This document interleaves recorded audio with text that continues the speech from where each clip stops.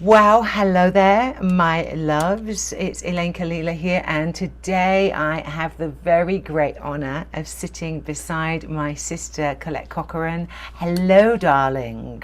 Hello, Elaine. I'm so happy to be here. Thank you for asking me to come and do this call with you. Oh, I'm really excited. So I want to let you all know how I know Colette. Colette and I are new-found besties of the priestess world. I happened to be on a Magdalene pilgrimage just recently in the south of France, in Aix-en-Provence, and Colette was part of that pilgrimage and had been invited alongside a bunch of us who were doing some pretty deep and profound work, cross-cultural, cross-religious lines, cross all kinds of fermentation and deep conversations. And I recognized Collette straight away as a sister of the Rose, as a Magdalena, and as one who is here teaching in her own temple called the Temple of the Rose, or Temple de la Rose, if we want to say it in the French. She lives in Haute-Vienne in the south of France, and I really wanted to invite Collette to come talk to us today because she holds some lineage threads and some really interesting pieces around the Black Madonna and how the Black Madonna fits into our understanding of the Magdalena and the Sisters of the Rose. So, Colette, darling, I really just want to give space for you to talk a little bit about who the Black Madonna is for people who may not really know much about her. And obviously, the connection into France, because France is an area of the world where there are so many crypts and shrines to the Black Madonna. And how does she weave into the Magdalene line? And so let's start there and we'll see where it takes us. So you go for it, love. Yeah, so the Magdalene, the not the Magdalene, the Black Madonna, are they different? Are they the same? Is has been something that I never really went out of my way to try and discover. She discovered me, and I was always around women who mentioned the Black Madonna on the work that I did with the womb, and it never really resonated until I had an experience with her and I met her physically, spiritually, emotionally, on many levels. So for me, the Black Madonna, she's a real mystery actually, and it doesn't matter how many books that you try to read about it. It's like the Magdalene. She has so many texts, so many versions of who she is and what she did, much more than the Black Madonna. But nothing really cuts her, does it? When you it's an experience. When you experience the Magdalene, you get her. You know what that is and what that feels like and why you particularly are connected to the Magdalene. And it's exactly the same for the Black Madonna. When I teach the Black Madonna or when I speak about the Black Madonna, I really hate to tell a story about her because I think it doesn't do her any justice at all, because she is the ultimate enigma. She is the mystery, and that's part of the appeal of the Black Madonna. She is shrouded in black, she is shrouded in mystery, Mm. and it is only through your beginning to inquire about her, or if she just decides to show herself to you, that you begin to understand on a very personal level what she is and what she's about. Wow. So, Well, yeah. that really invites the question for me to understand. So I get that, yeah, she's that word enigma, right? And holding this energy. What I'm curious about is if you could speak to your personal experience. I know part of what drew you to France was the Black Madonna. You were answering a quest or an internal calling, right? From her. And I'm wondering if you could just share a little bit about that, but also a little bit about who she is in terms of what are some of the ways that we might understand who she is in terms of how she fits into that pantheon, because I know there's a lot of different ideas about who the Black Madonna is, right? And how and why she sprung up all over this part of France and into Europe, and why there's so many shrines to her and why she holds such power there. So I'd love to hear what your thoughts are about that. Yeah, so my meeting of her was, I was in a wisdom school, a womb wisdom school, and I was having a particularly difficult time with a male teacher of womb teachings, and I was basically in refuge. I was trying to hide away from this teacher that I got wrangled with, and that's another story. But I felt compelled. There was lots of synchronistic events to take me to Paris, to Chartres Cathedral. And I flew from the jungle in Borneo with my son to arrive in Chartres Cathedral to do a mystery school week, and I think it was in Arithmica, and to do this pilgrimage that involved walking the labyrinth and doing some work with Andrew Harvey and Carolyn Mace, where we went into the crypt of Chartres. And this was going to be my first meeting with a Black Madonna. And so I'd ventured into the upper part of the cathedral where I met the Lady of the Pillar. So she's a Black Madonna who's been painted white, and many of them have. Yep. Wow. And then I ended up sat with her in contemplation for a few days. She's very, very powerful. And all this energy, all this thing was building up in me to venture into this crypt. And I started to get this feeling of fear, Mm, of, of, of, of darkness. I was a little bit anxious. I was starting to feel down. And that's the best way to describe how her energy starts to come to you. And I couldn't quite describe it, but I knew that it was to do with her down there. And I was really, really dreading that. So we did the evening ceremony in the crypt, and I couldn't bear to look at her. She was so dark, so untouchable. The crypt itself was very shadowy, and there was lots of like energy around, and I literally was overcome by a darkness, just a blackness, and to the point where I almost passed out. I just couldn't see out of my eyes, and I heard in my voice, "Stay 40 days." And that was it. And all of me knew that it was her. All of me began to sense this feeling of this, like you have with the Madonna, with the Mother Mary, like you have with the Magdalene, that mm, I had been visited by this feminine presence where I could feel the texture of her very differently.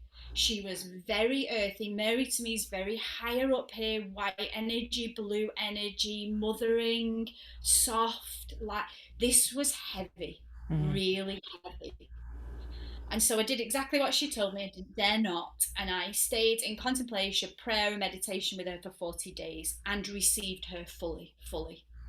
So for me, she is definitely connected to the rose. And she showed me many times the image of the black rose and what the black rose stands for. So the black rose is the shadow rose, it's the very rare rose, it's the unique rose, it's the rose that's actually made up of all colours. And she was showing me these images of this rose that was alone, really, very alone. And I started to make connections to all these feelings, all these images, all the nuances she was giving me to the state of the suppressed woman, the woman that has been downgraded, the woman that has been turned into a slave, the woman that is a whore, the woman who is the prostitute. And then I made the connection to the Magdalene because of the stories around the Magdalene. Yeah. And I and then there was this huge connection, and I was like, okay, this is a similar thread. These two women are working within the same containers with women within the lineage of the rose. And so then that was when I started to do my deep, what is the black rose? What does it mean to be a black rose carrier? What is this woman? And the first thing I discovered about her was that she is represented on most of the sculptures, most of the statues, with three lines on her face. mm, And those three lines are representative of all women's suffering. And she wears them to show the women that she's suffered too, and that she carries within her all the collective, all the etheric, every kind of feminine mm, suffering that there is. She carries it, and she knows it, and she can support you through that. And that really, really broke me to feel. mm, I had a tough time, I must admit. I sought mm, out a Jungian analysis for shadow work because I felt inside of me as though I was carrying the collective suffering for women. I was having nightmares, flashbacks. I was upset about rape and prostitution and segregation and the mistreatment of black women as a minority. And it all started to weigh down on me. And I think she was saying, feel it, just feel it, because this is what women are carrying. And you know this much. You know your white woman privilege, wherever I've come from, or my own ancestry, my own lineage, my own story. I know that much. So learn more. And then that's when I started to do that, yeah, and to realize that, my very sheltered outlook of women had not encompassed the whole array of women's suffering, and I wanted to find that out and work with women and myself in those pieces. Oh my gosh, I've got total chills, Colette. Thank you, love, for sharing that. And this what feels like a fulcrum point, like a really strong access point to the energy of this black rose. And I totally understand what you're talking about there, and this connection into the pantheon of Marys, excuse me, right? Of all these different frequencies that they hold, and they're all facets. If we could talk about it archetypally, they're all facets of our womanhood, of our femininity, of our story.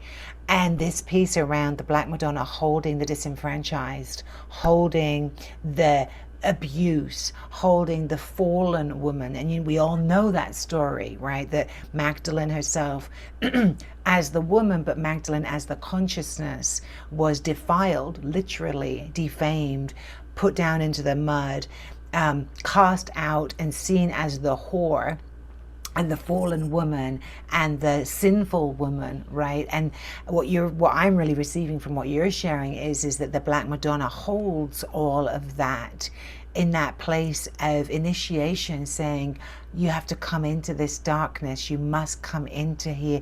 And I loved what you said, Colette, about just to feel it. I was contemplating on this yesterday about we don't have to solve our fears. We just have to feel them. We're not here to eradicate the fear. The fear is part of our life. The fear of going into the darkness, the fear of looking at what we can't see or what we don't know that's there, right? But that process of that shadow work that I'm really hearing you say, that the black rose Yes. holding, is that initiation to feel the fear. And I just really want to acknowledge you for the journey that you've been on and what she's initiated you into in terms of your own recognition of where your shadow is, of what's in your shadow, what you haven't looked at. And I think this is the antidote to a lot of the new age work that we see out there, right? Which is a lot to do with, wanting to be in the love and the light and celebrate and transcend, which is beautiful. And there's also this really earthy, deep, real place. So I want to ask you, because this is what's sitting with me, is I know that as you're going around France, you are always looking for the Black Madonnas, right? And where they, where they're lurking and where you find them. And I want to ask you, is how have you been changed by her presence in your life? So this is where I get completely emotional. Yeah. Yeah, you can feel it. She has for me, I think, completely blasted me open. I'm not complete by any sense of the words. I am a work in project, and she keeps showing me where I need to change. And she doesn't do this, brutally. It's very, very subtle how she will show you where you are contributing. The biggest thing for me that she'd shown me is this: wherever there is an injustice done to us as women, there has to be, it can leave us feeling very empowered and very the victim. The Black Madonna is not the victim. She holds no victim archetype at all. She bears the scars on her face and she says, "This is what I hold, and I will work through that, and I will work with other women to pull them through that." But what she does do is she's always flipped it back on me and said to me, "Where have you contributed to that?"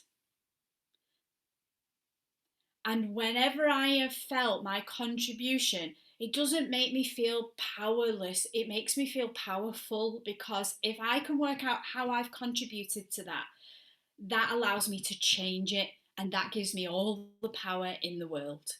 All the power in the world. So I can find these places where I have been a whore, where I have treated men badly, where that's been flipped back onto the feminine. You know, we can't go around saying men did this to us. You know, we have to take responsibility as well for where we've been out of our power, where we've allowed certain behaviours to happen to us. And this is what she constantly reminds it: bring it back to you, Collette, bring it back to you, and you can fill yourself with all the power in the world to make the changes, because the rest of it is not in my hands. I'm not capable of changing other people, but I am capable of saying, well, this is how I worked with it, and this is how I changed that part of me. And so she has been working very deeply on splitting the feminine and masculine split within me completely. The whole world is in this feminine and masculine split. You know, we will hopefully come back, but to really pull those two parts and look at them separately, and then to bring them together. And they're the polarities, because her favorite place is the polarities. She is like the opposite polarity, where you've got the light, she operates in the dark, and she's constantly working in the polaric fields. I love it because as I'm hearing you speak, it's the balance point, right? If we're always working inside the polarity, and that if the work is really to embrace the polarities and bring it to wholeness within self, which is what you're saying, right? It's like to look at how we are that, whatever it is that we are seeing of these wounds, and I know that we were just Collette and I were together in St. Baum, and I'm going to tell this story a bit, Collette, because it's such a good example. And St. Baum is the grotto where Magdalene is said to have taught, and it's a very powerful spot high up in a mountain face, just outside of Aix-en-Provence, and I don't know what I was expecting about going to visit that place, Colette. But I don't know what I was expecting at all, other than I had always wanted to go. It had been a pilgrimage spot for me to go, and it was a lot to do with why I went to France this time. We ascended up what was pretty much the sheer side of the mountain. We ascended up this extraordinarily arduous climb through the heat, right? Up that mountainside. And we were going at a pretty fast rate of knots to get to the grotto in order to go to a mass.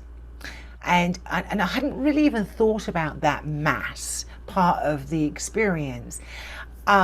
So when I arrived up to the top of this mountain, like sweating and heart palpitating and goodness knows what else, and the mass was already taking place and Colette was inside, I got up and went and sat next to you.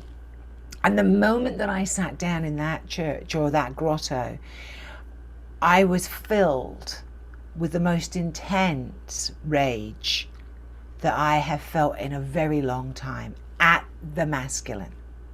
At, in this particular case, very specifically, the Dominican monks who were running the mass. Now, for those of you who haven't made this connection, and I didn't automatically make this connection, but the Dominican monks and the Dominican order in France is the most patriarchal, the most who was at hands. The original inquisitor was a Dominican, right? They were the fathers of the church who were running the Inquisition, who were basically ousting all the heretics. So here I am, as a self-proclaimed heretic, sitting right with this Dominican mass coming at me in what is meant to be the holy space of the Magdalene, and my talk about a shadow. My whole body went into this terrifying rage where I just, and Collette was blessed to sit next to me and literally holding me while my body was shaking and the tears were just pouring down my face. And I went through this incredible rage, this incredible heartbreak, this incredible place of, oh my God, I can't believe I'm still facing into this split. Like, where's the women? Where's the Magdalene? Where is she being represented in this very male dominated environment where this is meant to be her cave? For me, that was an encounter with the Black Madonna. And I only understood that from when I had been talking to you of the encounter with this internalized rage that I think all of us have at some level as women. And I've touched into that rage at different parts of my life. And like you said, Colette, I've acted out that rage on the masculine. I've acted that rage out in my marriages, in my relationships, certainly through my 20s and my 30s. And a lot of it was about trying to work out why I carried so much rage. And when I figured out that it wasn't just mine, that I was carrying the rage of a collective. And I think that's part of the work that we're here doing, is understanding that when we connect into that kind of energy where we're feeling the rage at what's happened to the feminine in the last 2,000 years, that we're part of a movement of healing that. And I just wanted to say that. And what was so interesting about our whole trip together was we were we were in a mixed group culturally, and men and women dealing with all of our projections onto the patriarch, right? That was what the work was, because with the men in our group, we were dealing with men who were very much in the Catholic tradition, very much in the I know tradition, the patriarch, and yet were beautiful hearts also. And we had to really work with this separation. And I got to really see for myself, and I think that this is part of the Black Madonna work from what I'm hearing you say, which is so fascinating. I got to work on the next layer of how I have shut out religion, and I've shut out particularly men who are in religion as being like, I just don't deal with them. I'm just like, that's how it has been. And this whole trip, this whole pilgrimage with this energy is really brought into my being. Oh, that's where the bridges and the healing has to happen. So I just wanted to share that because it's part of how you and I came together, right?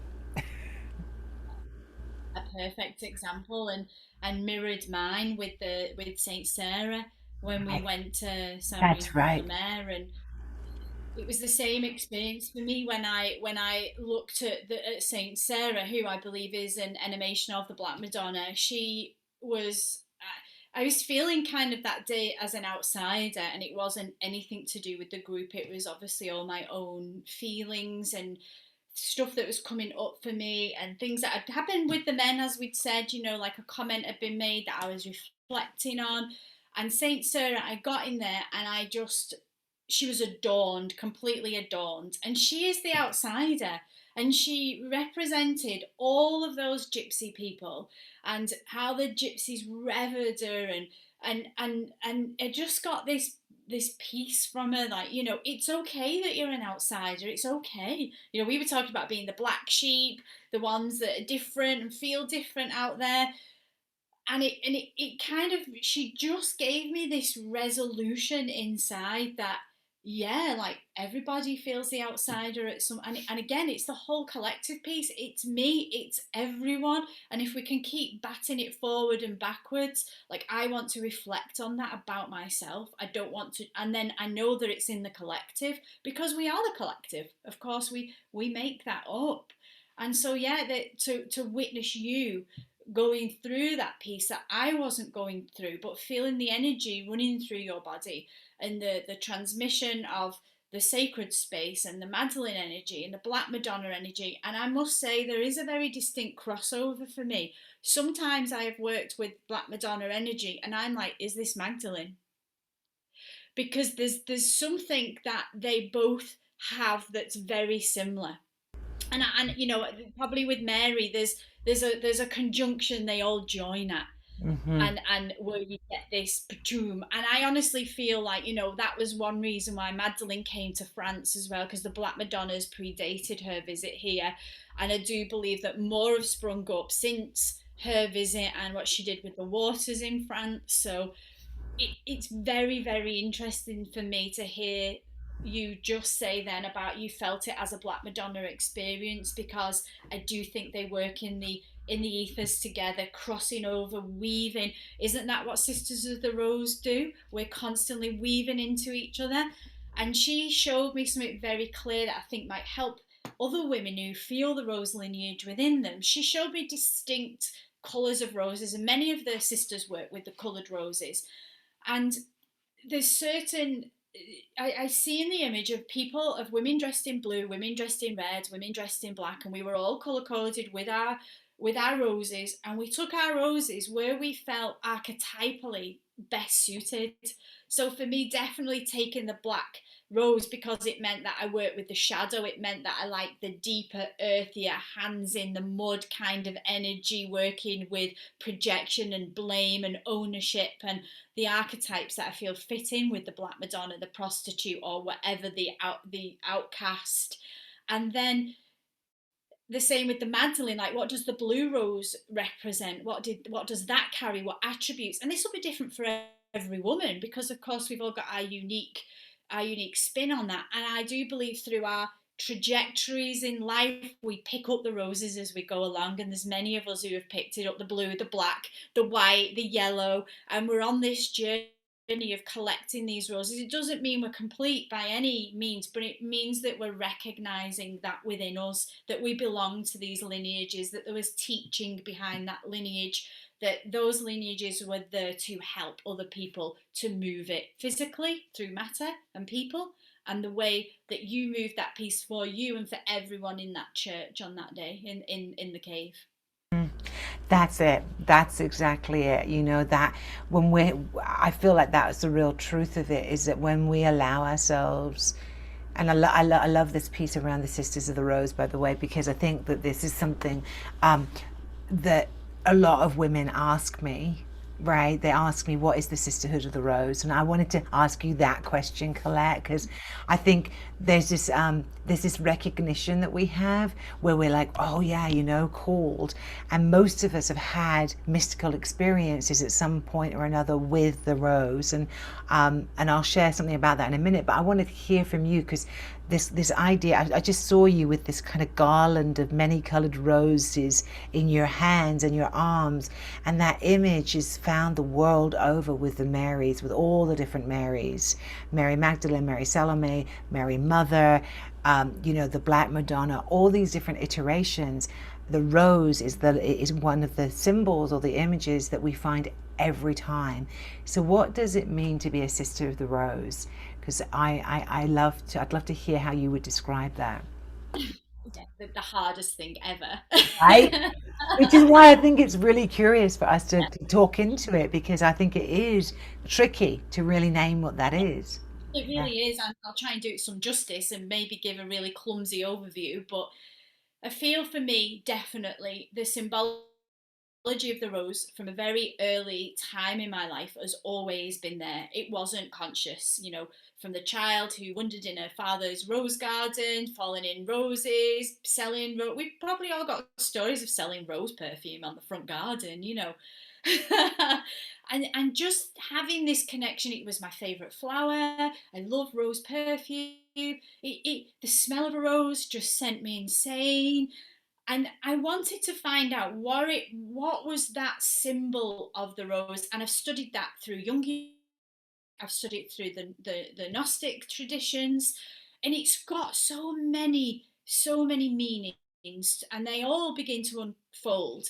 And I think that is the sisterhood of the rose. I know that somewhere in my past life that I was ordained into a sisterhood that was devoted to the teachings of the rose. And I know that has occurred in many lifetimes. I have a very deep resonance when I meet other women who believe the same things. I know that when we meet Sisters of the Rose, we have a a deep similarity. There are so many similarities and synchronicities in, we turned up, we dressed the same, we liked the same things. There's just these characteristics of being a sister of the rose, and they might not have come through for some women. Some women might have these little inklings, but it's this love of the mystical, the magical, all these beings that work in the ethers. We've connected with those before, we've worked with those before, with the alchemy that happens within our bedrooms with our partners, in the kitchen, in the garden. We're like this multifaceted tribe of women who, when they were together, had it all, did it all, and were able to sustain a very harmonious life on earth, a very harmonious life on earth. And I remember, I'm covered in goosebumps now. I remember the way of living like it was yesterday, and there's a part of me, which is Yeah. why I do work, that strives to have that back, to have that connection back, to have Mhm. my whole life drenched in luxurious sacredness and connection to the beloved, to God. Yum. Thank you for that visceral description and embodied description. I could feel it coming from you, and so I want to say this to all of you who are listening, and those of you who are being drawn. Obviously, the teachings that we're talking about, we all hold threads to these teachings, and that's the thing. And when Collette and I met, we recognized each other. We had a remembrance. We're like, oh, it's you, and this story of how the roses have woven their way usually in and around our lives, like you said, so many of us have this shared remembrance of being a kid and making rose petal water and blessing people with it, and knowing that there was something really really really really strong in that. I remember as a kid going to like one of the, I don't know where it was probably one of the stately homes in England, you know what I mean, like we went in a Hever Castle or something, and they had a massive rose garden,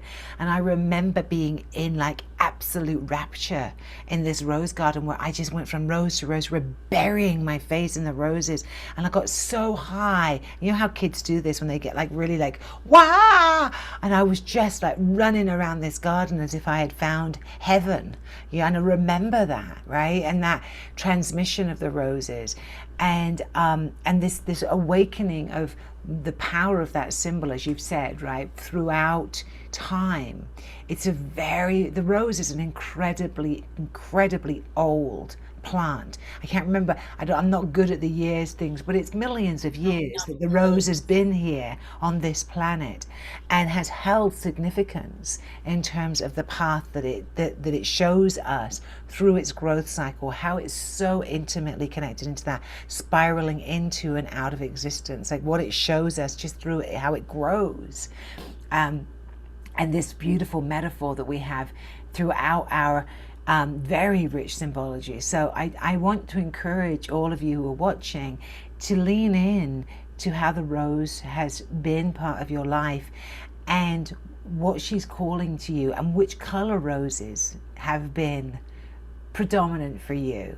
I really invite that. It's one of the things that happened while we were on this pilgrimage, Collette, that really imprinted itself on me, and I'm still sitting in inquiry with it. And it's a lot to do with this question of how do we know when we're from a lineage, right? How do we know as women when we're connected into one of these lineages, the Sisters of the Rose, the Garments of Isis, the Delphic oracles, all these lineages of priestesses that have come before us.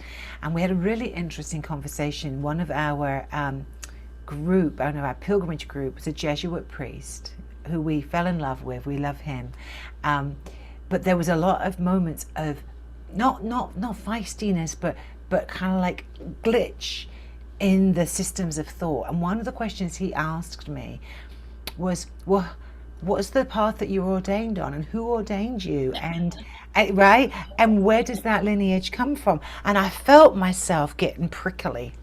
You know what I mean? Like I felt my little hackles, my thorns coming up a little, because there was this place where here I am speaking to someone who is in the height of Roman Catholic nomenclature, right? Like this is somebody who has all of the doctrines and all of the degrees and all of the hearsay and everything from, all of that patriarchal church religion has been decreed, right? And it's all like signed, sealed, and the Pope did his thing with it or whatever, right?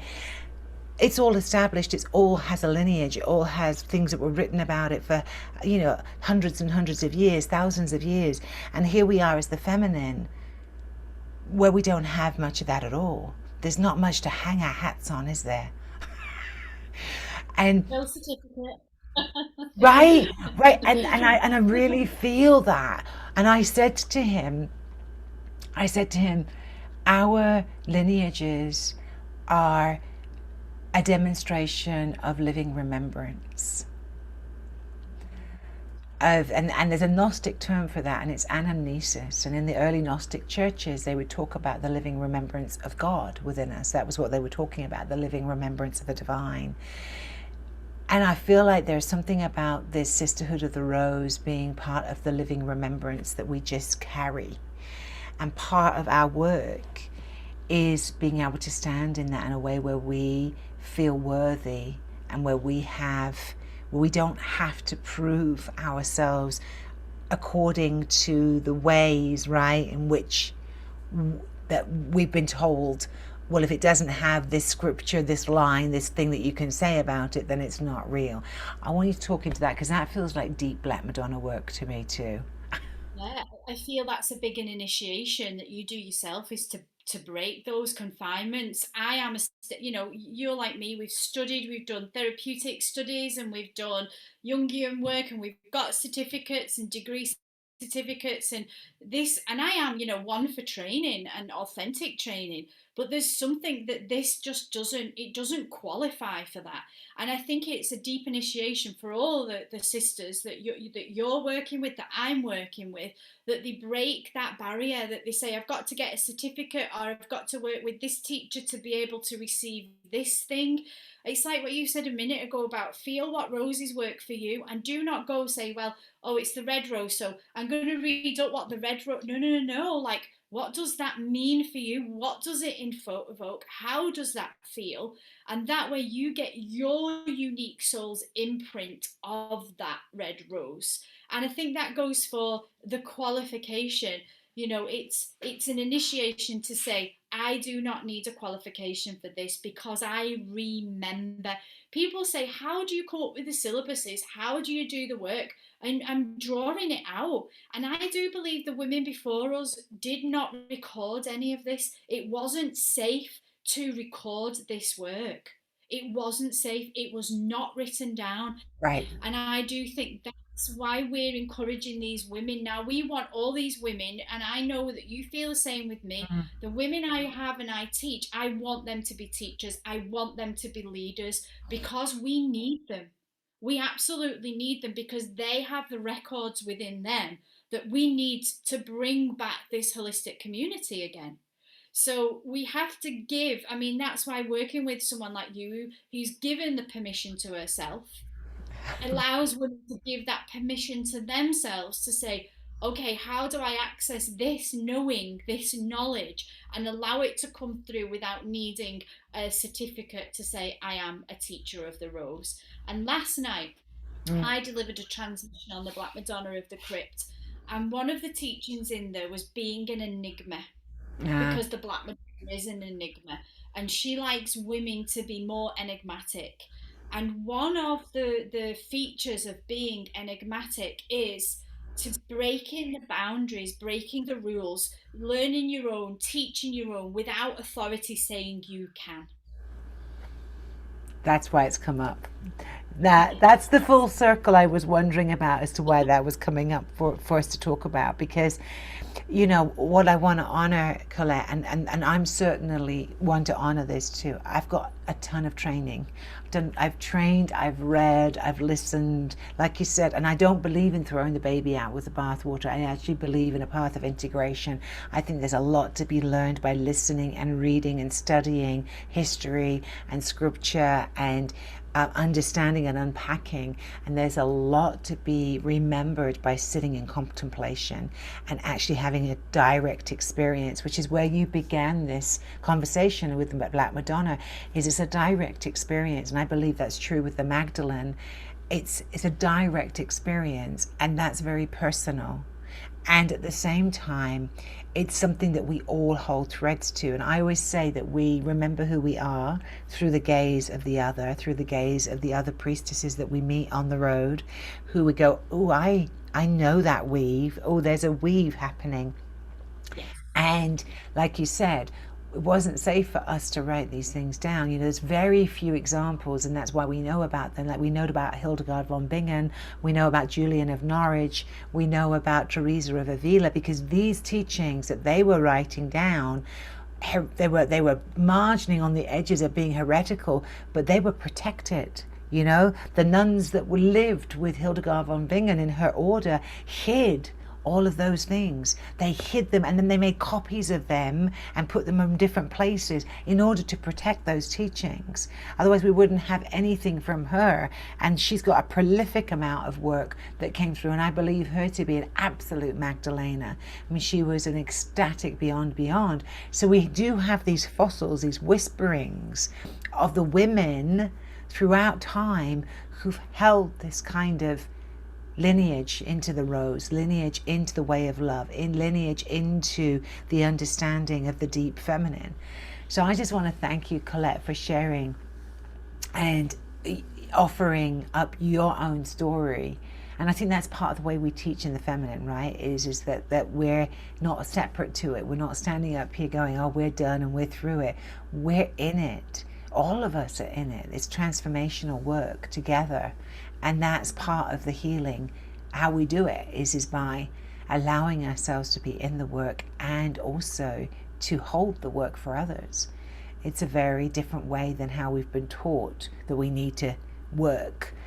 So if you want to find out more about the Temple de la Rose, I want to just say it like that because I need to do that when I say it. Because you can find information about Collette in her bio. You can also find her on Facebook in Temple de la Rose, and also I believe that's your website, right? Temple de la Rose. But you can only get in there if you can say it in the French accent. Yeah, I'm not allowed to. A really bad French accent. Oh, thank you for being No, here and thank you, Dan. spending time with us, darling. Such an So honour to be able to rich. speak. Yay. And so for all of you, know how to get a hold of Collette if you're interested to learn more about her perspective and hear more of her transmissions and work. And otherwise, I'm just honored to be here with you as a sister in the Sisterhood of the Rose, bowing to all of you for all the threads that you hold, and may we continue to remember and learn from each other. Blessed, blessed be, darlings. Yay. Bye for now.